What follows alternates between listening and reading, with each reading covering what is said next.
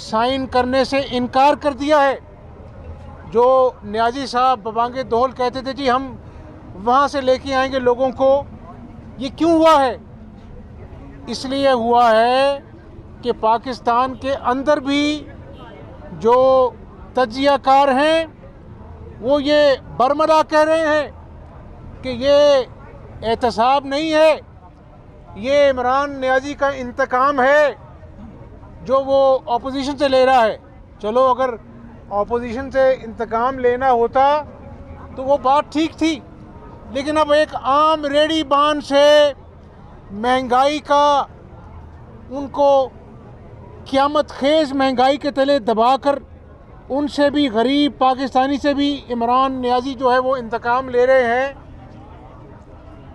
और कल एक वफाकी वज़ीर ने बात बड़ी आसान कर दी मेरे लिए, आपके लिए। उन्होंने कहा एहतसाब कोई और नहीं कर रहा, एहतसाब हम कर रहे हैं। और मुझे अब आप बताएं कि कोई बात बाकी रह गई कि मैं शुरू से कहता हूं कि ये इमरान न्याजी का इंतकाम है, बुग़्ज़ है, हसद है। लेकिन अगर उसमें ऑपोजिशन जलती तो ठीक था। आज पूरी कौम उस हसद और बुग़्ज़ में जल रही है, क्योंकि दिन रात इसको ऑपोजिशन को गिरफ़्तार करने की शौक़ सताता है। ना मईशत की फ़िक्र है, ना पाकिस्तान के दाखिली हालात की फ़िक्र है, ना अंदरूनी हालात की फ़िक्र है।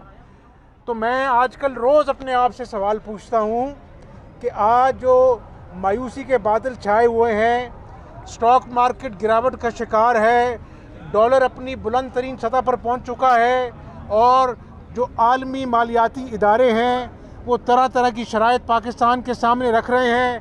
फैटफ के अंदर अभी तक हम ग्रे लिस्ट में हैं। तो इसका हल क्या है?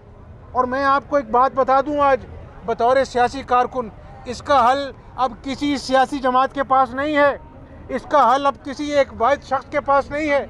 इन लोगों ने झूठ बोल कर पाकिस्तान को सबस बाग दिखा कर कंटेनर पर चढ़ने वालों ने 10 माह में इस मुल्क को वहाँ पर पहुँचा दिया है जहाँ पर कहना पड़ता है बड़ी दर्दमंदी से कि ये मुल्क पॉइंट ऑफ नो रिटर्न पर पहुँचता जा रहा है।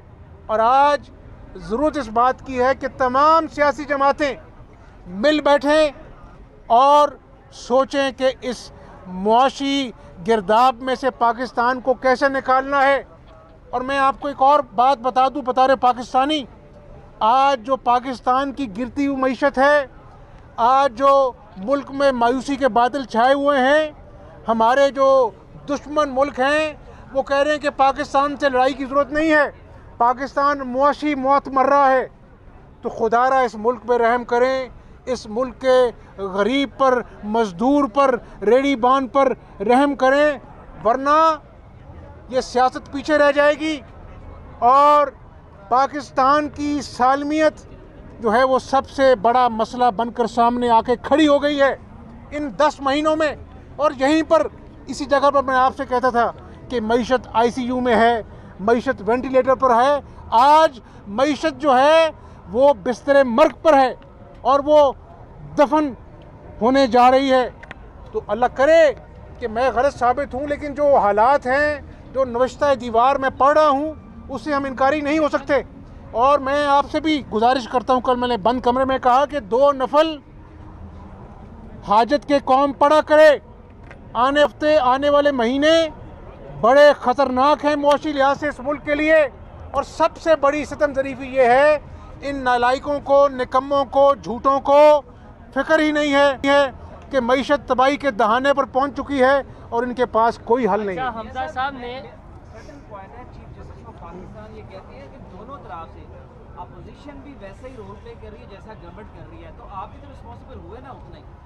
देखें, दूसरी जानिब शिकावान तकरीब से खिताब कर रही है। हकीकी अक्कासी और उसकी आईनादार है। मैं